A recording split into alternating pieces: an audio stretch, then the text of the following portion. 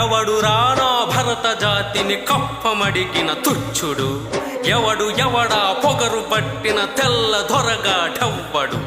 బ్రతుకు తెరువుకు దేశమొచ్చి బానిసలుగా మమ్ము నుంచి పన్నులడిగే కొమ్ములొచ్చిన దమ్ములెవడికి వచ్చెరా?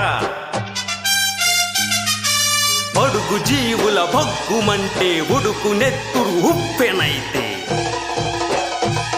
ఆ చండ్ర నిప్పుల గండ్ర గొడ్డలి పన్ను గడతది చూడరా.